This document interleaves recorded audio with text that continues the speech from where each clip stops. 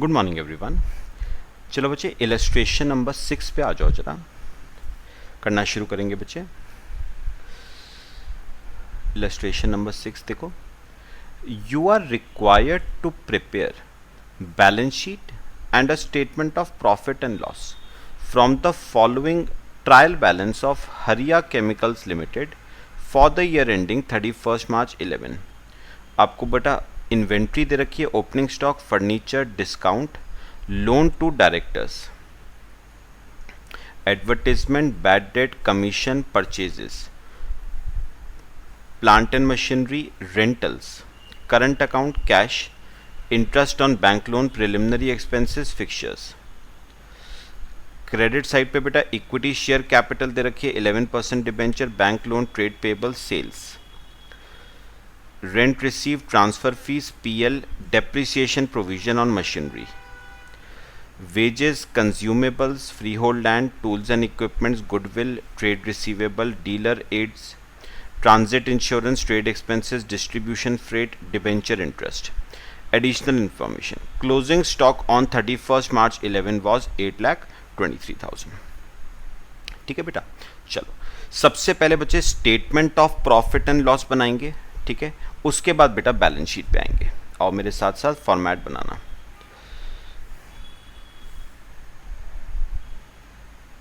Question number 6, statement of profit and loss for year ending 31 March 11। 3 columns बना लो बेटा, particulars का,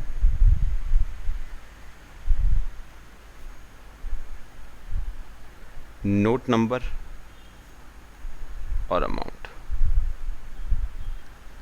particulars, note number और amount. अच्छा बेटा, सबसे पहले क्या लिखना शुरू करते हो? इनकम्स। इनकम्स में बेटा पहली आती है revenue from operations, revenue from operations, ठीक है। चलो बेटा एक काम करते हैं, क्वेश्चन देखो और मुझे बताना बेटा ट्रायल बैलेंस की क्रेडिट साइड देखना, कौन सा रेवेन्यू फ्रॉम ऑपरेशंस नजर आता है? इक्विटी शेयर कैपिटल है, डिबेंचर्स है, बैंक लोन है, ट्रेड पेबल्स है, सेल्स है बेटा 42,68,000। तो नोट नंबर 1 बनाना, working note, notes to accounts,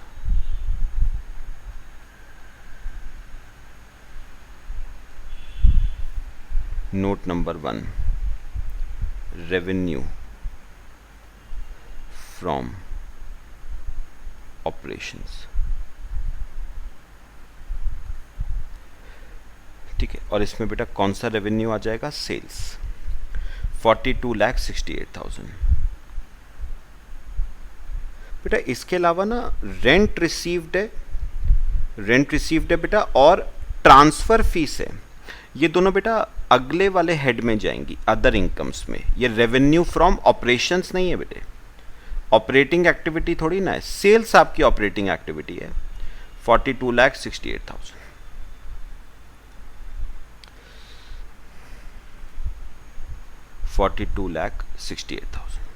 लो अब बताओ सेकेंड हेड हमारे पास कौन सा आता है? Other incomes.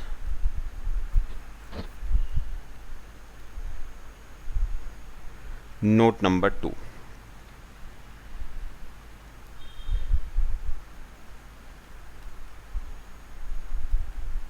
Other incomes. और बेटा अदर इनकम्स में 2 इनकम्स आएंगी आपकी, कौन कौन सी हैं? रेंट रिसीव्ड 46 और ट्रांसफर फीस 10,000।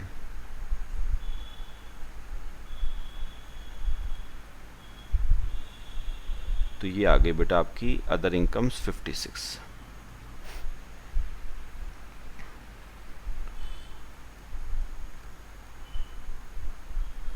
तो बेटा अगर इनकम का टोटल कर दें तो आ जाता है 42,68,000 प्लस 56,000, 4324। 43,24,000, ये बचे इनकम्स का टोटल आ गया ए। ठीक है, फिर थर्ड कॉपी कर लो बेटा यहां तक पहले।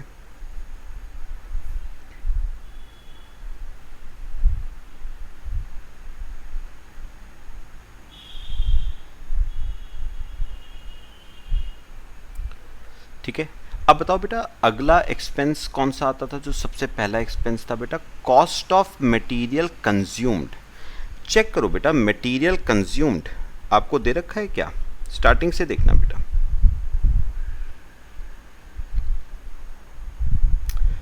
बेटा मटेरियल कंज्यूम्ड तो नहीं है मेरे ख्याल से, कोई नहीं रहने दो। अगला क्या आता था? Purchases of stock in trade, सीधे वो लिखो, purchases of stock in trade यानी फिनिश्ड गुड्स। तो बेटा परचेजेस दे रखी 23,19,000। फिर अच्छा एक इंपॉर्टेंट बेटा बात डिस्कस करूंगा मैं, अगला आता था बेटा changes in inventory of finished goods oblique work in progress. बेटा ये मेरी बात जरा सुननी है ध्यान से। इसका ना बेटा नोट कोई नहीं बनेगा, नोट्स टू अकाउंट्स नहीं बनेंगे, लेकिन हाँ एक वर्किंग नोट बेटा मैं समझाने के लिए आपको जरा बनवा रहा हूँ। थर्ड बेटा एक वर्किंग नोट बनाना, चेंजेस, ध्यान से सुनना, चेंजेस इन इन्वेंट्री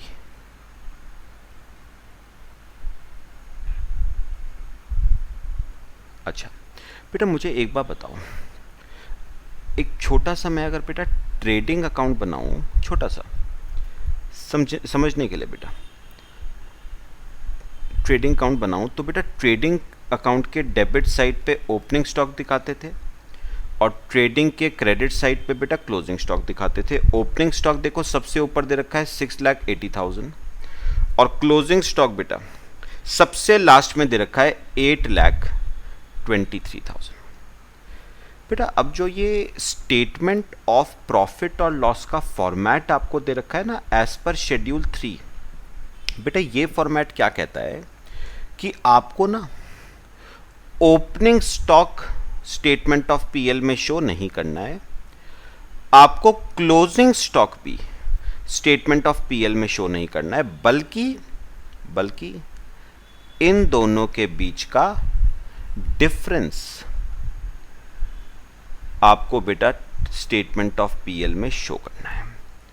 तो ना तो ओपनिंग स्टॉक शो करना है ना क्लोजिंग स्टॉक, बल्कि इन दोनों के बीच का जो डिफरेंस है वो हमें शो करना है और उसी डिफरेंस को बचे हम नाम दे रहे हैं चेंजेस इन इन्वेंट्री।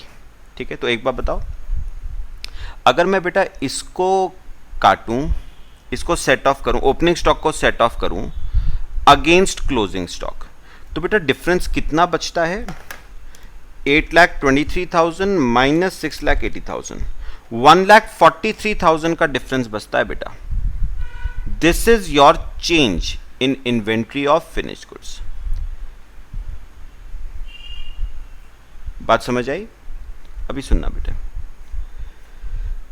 अच्छा बेटा एक बात और जरा ध्यान से सुनना बेटा।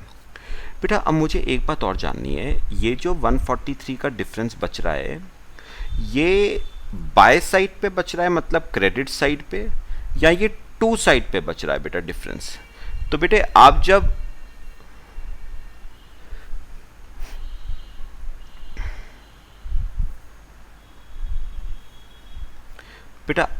ना सुनो, आप जब इसको इसके अगेंस्ट सेट ऑफ करोगे, ओपनिंग स्टॉक को क्लोजिंग स्टॉक के अगेंस्ट सेट ऑफ करोगे, तो बेटा डिफरेंस बचेगा बाय साइड पे। बाय डिफरेंस कितना? 1,43,000 है ना, बाय साइड पे बचेगा। ध्यान से सुनना बेटा, बाय साइड पे डिफरेंस बच रहा है, इसका मतलब ये डिफरेंस क्रेडिट में आएगा, मतलब बेटा इनकम है। मेरे ख्याल से बेटे कोई कंफ्यूजन? मैं दोबारा बोल रहा हूं, आप जब ओपनिंग स्टॉक को क्लोजिंग स्टॉक के अगेंस्ट सेट ऑफ करोगे तो डिफरेंस जो बचेगा 1,43,000 का वो बाय साइड पे बच रहा है बेटा, ट्रेडिंग के बाय साइड पे बच रहा है, मतलब इनकम है। ठीक है, कॉपी करो इसे। बाय साइड पे बच रहा है मतलब इनकम है, और बेटा इनकम है ना, तो आप इसे ना कैसे शो करोगे बेटा, इनकम है ना तो यहां पर आप शो करोगे माइनस में। बेटा माइनस में क्यों दिखाया है, क्योंकि बेटा मैं 143 को ना, सुनो, इनकम में नहीं दिखा रहा हूं, मैं एक्सपेंसेस में दिखा रहा हूं 143। तो इनकम है और उसे शो कर रहे हो एक्सपेंसेस में, तो माइनस में शो करोगे ना। हाँ एक बात बताओ, अगर बच्चे इनकम की जगह एक्सपेंस आता, मतलब 143 डेबिट साइड पे बच रहा होता डिफरेंस, तो भी बेटा आता यहीं पर एक्सपेंसेस में ही आता, लेकिन माइनस में ना आता, प्लस में आता। तो अगर तो इनकम बच रही है, डिफरेंस इनकम बच रही है, तो यहां पर दिखाना माइनस में। अगर डिफरेंस एक्सपेंस बच रहा है तो यहीं पर दिखाओगे, लेकिन प्लस में। कॉपी करो बेटे। अच्छा बच्चे, अगला जो हमारा आता था वो था इंप्लॉय बेनिफिट एक्सपेंसेस।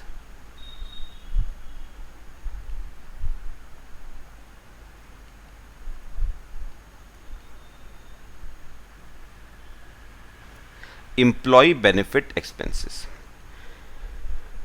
और बेटा इसका एक वर्किंग नोट बना लेना, working note number 3, notes to accounts मतलब।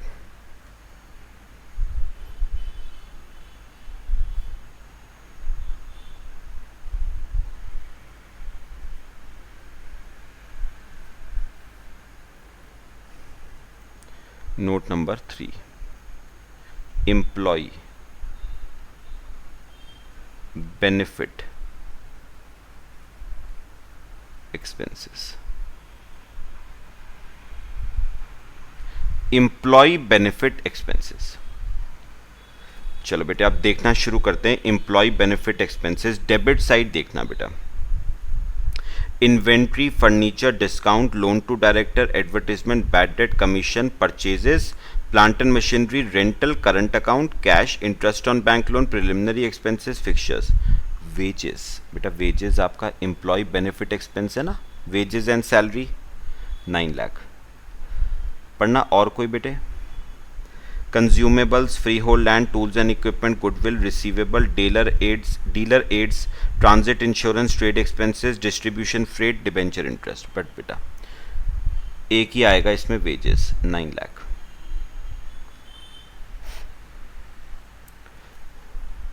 Employ benefit expenses 9 lakh. फिर बेटे अगला आता है फाइनेंस कॉस्ट,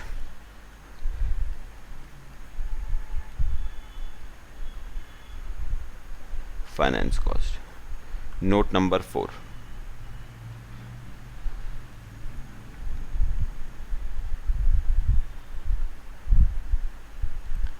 फाइनेंस कॉस्ट।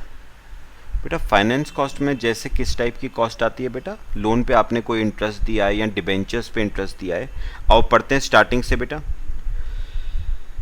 बच्चे फर्स्ट पेज पे ना मुझे इंटरेस्ट ऑन बैंक लोन दिख रहा है बेटा, 1,16,000 का इंटरेस्ट ऑन बैंक लोन, 1,16,000 का।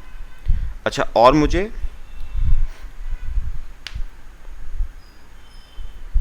सबसे लास्ट में बेटा डिबेंचर इंटरेस्ट दिख रहा है मुझे,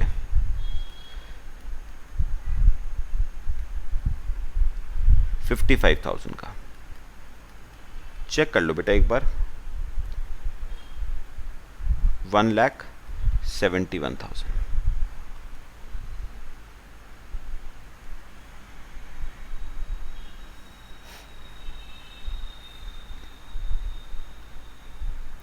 $1,71,000। फिर आता है बच्चे 7th point, depreciation and amortisation expense, note number 5।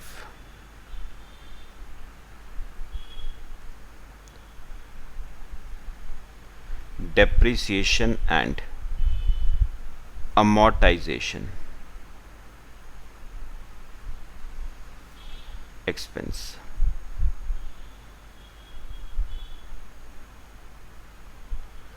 Depreciation and amortisation expense.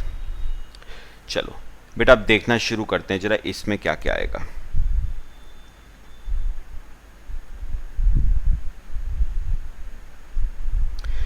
देखना बेटा कोई है depreciation and amortisation expense starting से, बेटा एक बार चेक करना।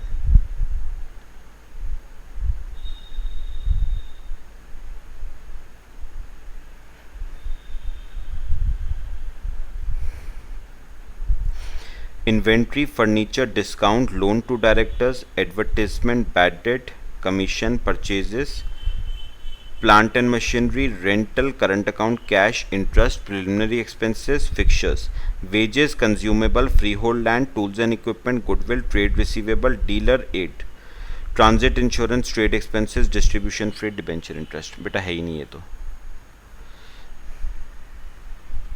नील है ही नहीं। डेप्रिसिएशन बेटा दे ही नहीं रखा है आपको। और बच्चे लास्ट आता है अदर एक्सपेंसेस। अदर एक्सपेंसेस, इसमें बेटा काफी सारे एक्सपेंसेस हैं। Working note number 6।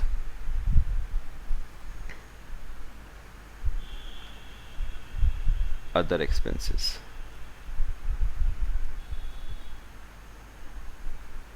चलो स्टार्टिंग से आ जाओ बेटा, खर्चे देखना शुरू करते हैं। इन्वेंट्री, फर्नीचर, डिस्काउंट, तो डिस्काउंट अलाउड आ जाएगा 40,000। लोन टू डायरेक्टर तो खैर आपका बैलेंस शीट में जाएगा। Advertisement 20,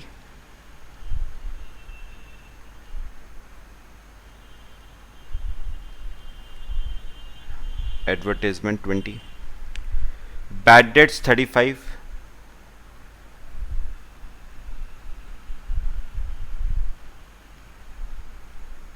bad debts 35, commission 120,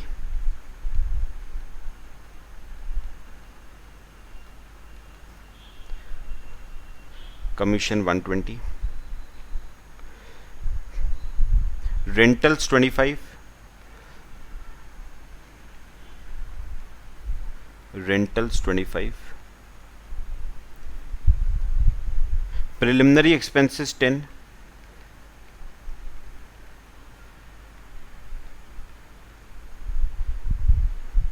consumables 84,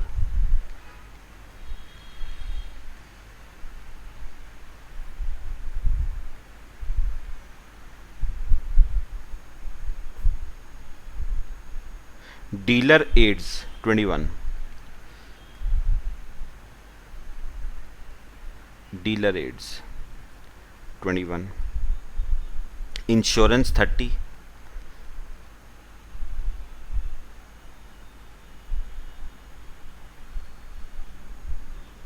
trade expenses 37,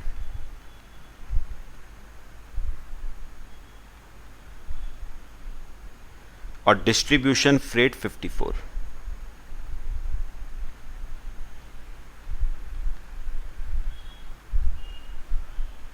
लो बच्चे टोटल करो इसका, 40, 20, 35, 120, 25, 10, 84, 21, 30, 37,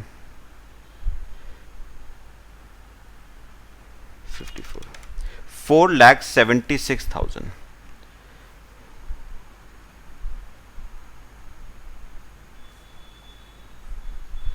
4,76,000।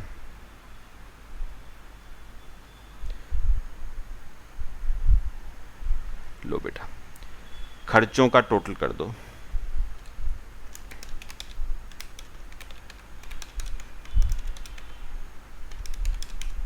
37,23,000।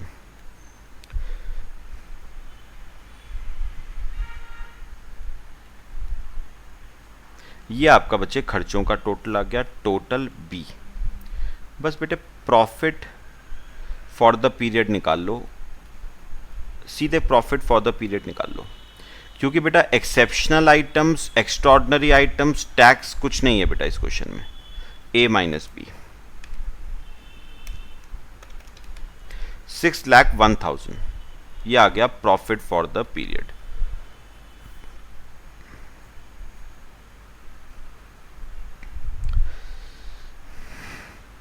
समझ आया बेटा सबको? ये आपका फॉर्मेट हो गया किसका बच्चे?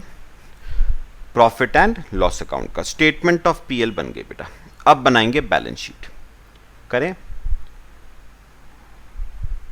और बेटा बैलेंस शीट का फॉर्मेट,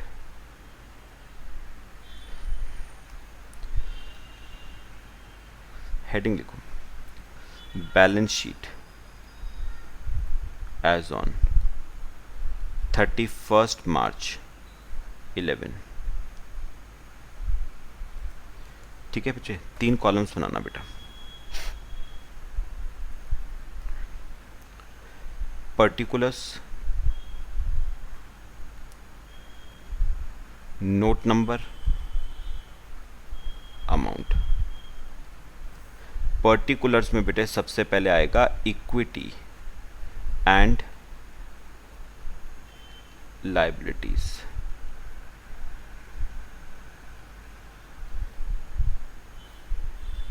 इक्विटी एंड लायबिलिटीज में सबसे पहले शेयर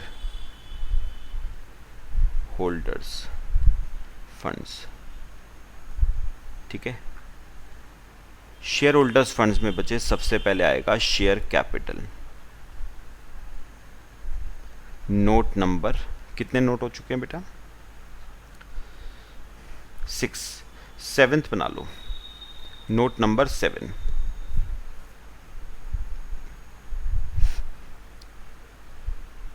बेटा बैलेंस शीट के लिए थोड़ी स्पेस छोड़ देना और नोट्स टू अकाउंट बनाओ। नोट नंबर 7,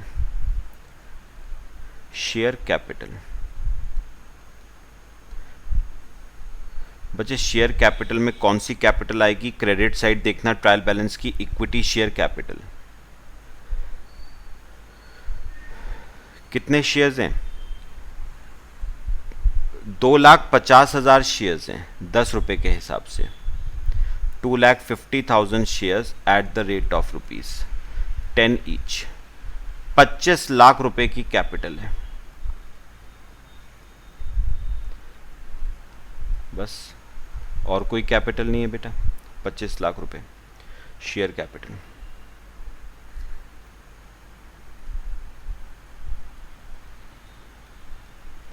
ठीक है, फिर इसके बाद आता है बेटा second head, reserves and surplus.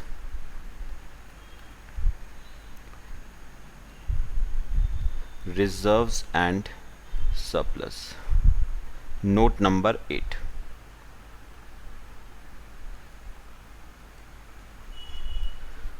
Reserves and surplus. चलो बेटा ट्रायल बैलेंस की ना क्रेडिट साइड ही देखना बेटा। ट्रायल बैलेंस की क्रेडिट साइड ही देखना। आपको ना पीएल का बेटा ओपनिंग बैलेंस दे रखा है।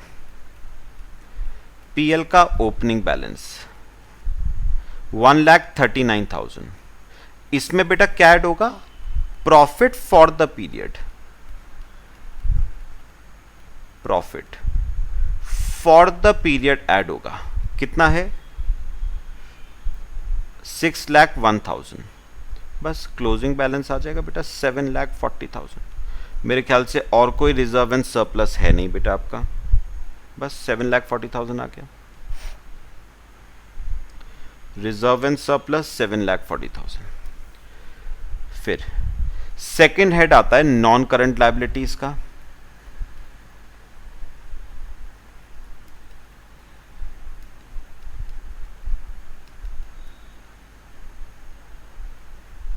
नॉन करंट लायबिलिटीज में आता है सबसे पहले long term borrowings.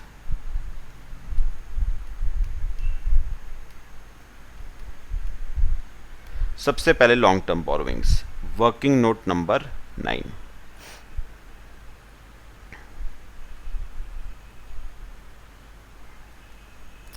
Ninth, long term borrowings.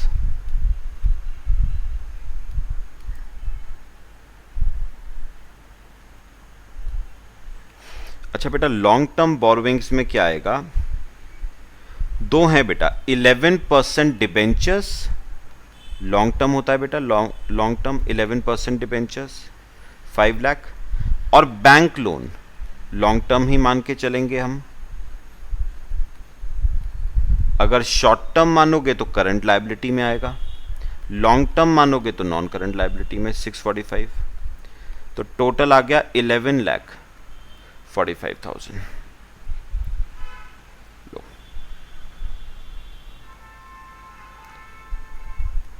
11,45,000। फिर बेटे थर्ड हेड हमारा आता है करंट लायबिलिटीज।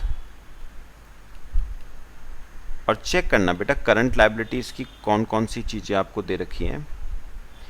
मेरे ख्याल से बेटा करंट लायबिलिटीज में ना एक ही चीज है, ट्रेड पेबल्स 2,81,000 के, तो वो तो सीधे लिख लो बेटे, वर्किंग नोट वगैरह कुछ बनाने की जरूरत है नहीं, सीधा सीधा दे रखा है। Trade pebbles 2,81,000।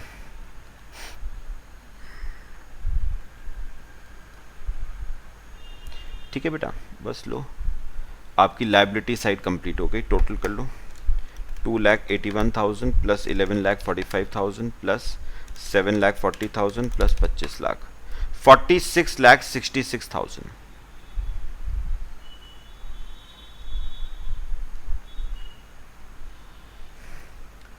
46,66,000। ठीक है, तो बेटा कॉपी करो। फिर असेट साइड पे आते हैं।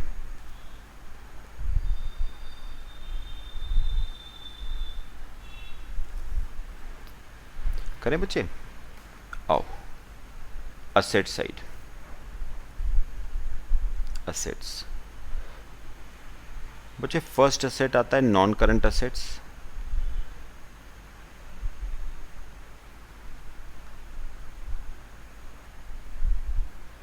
नॉन करंट असेट्स में आएगा प्रॉपर्टी प्लांट एंड इक्विपमेंट। सबसे पहले property plant and equipment.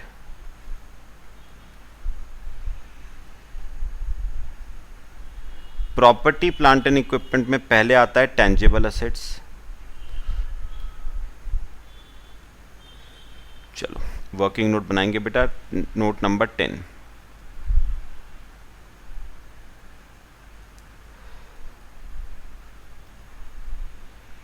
Tangible assets.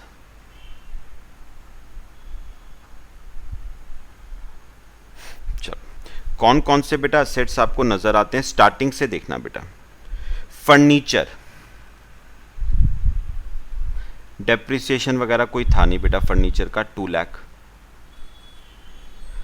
Furniture के बाद प्लांट एंड मशीनरी, बेटा इसका डेप्रिसिएशन का ना प्रोविजन दे रखा है। प्लांट एंड मशीनरी है 8,60,000 की, प्लांट एंड मशीनरी 8,60,000 की। और क्रेडिट साइड पे देखना, क्रेडिट साइड पे 1,46,000 का प्रोविजन फॉर डेप्रिसिएशन दे रखा है, माइनस कर देना 7,14,000। फिर fixtures 3 lakh,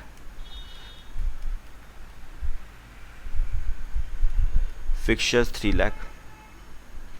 free hold land 1546, 15,46,000। Tools and equipments 245, tools and equipments 245। ठीक है, टोटल करो बेटा क्या आता है,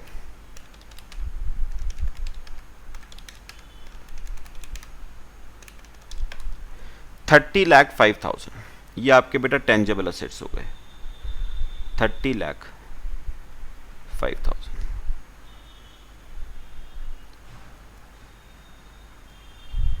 30,05,000। ठीक है बेटा। फिर second intangible assets, note number 11।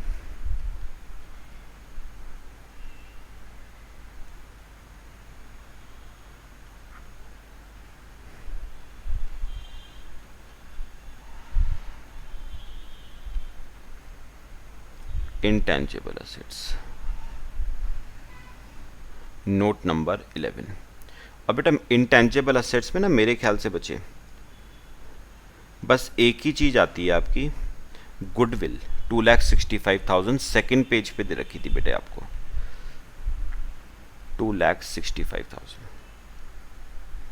लो टोटल आ गया 2,65,000।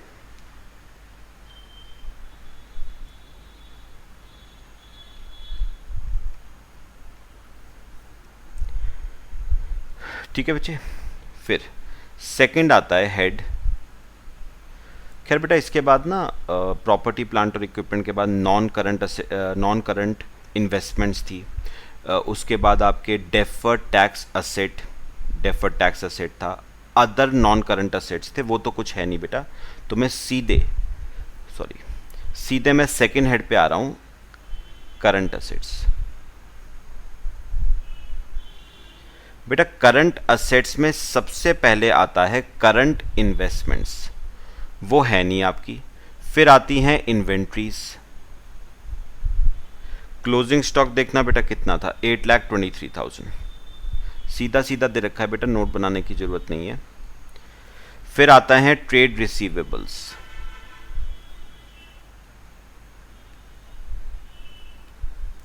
Trade receivables 4,40,000। ठीक है। अच्छा फिर आता है कैश एंड कैश इक्विवेलेंट्स। इसका बना लेना बेटा एक note, cash and cash equivalents, note number 12।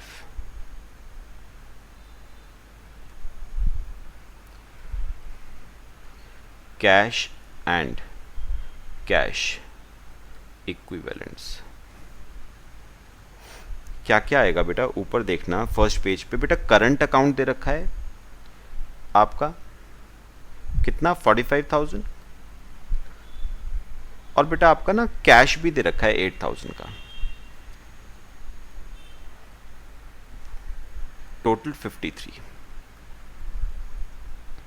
लो बेटे ये आपके कैश एंड कैश इक्विवेलेंट्स 53। बाकी बेटा इसके अलावा आते हैं अदर। उससे पहले आते हैं बेटा short term loans and advances. फिर आते हैं other current assets, short term loans and advances. और बेटा short term loans and advances का नोट नंबर 13 बनाना, note number 13 short term loans and advances. बेटा इसमें पता है क्या आएगा, इसमें ना अगर आप देखोगे बेटा आपने डायरेक्टर को लोन दिया था 80,000 का, शॉर्ट टर्म होता है बेटा डायरेक्टर्स लोन 80,000।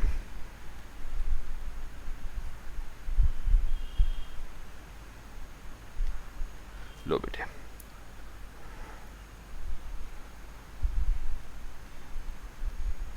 बस टैली करो।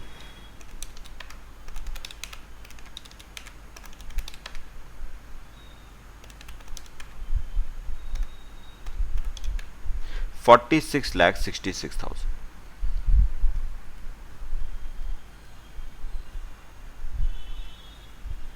लो बेटा ये आपकी बैलेंस शीट कट जाएगी टैली। 46,66,000 कॉपी कर लो बेटा।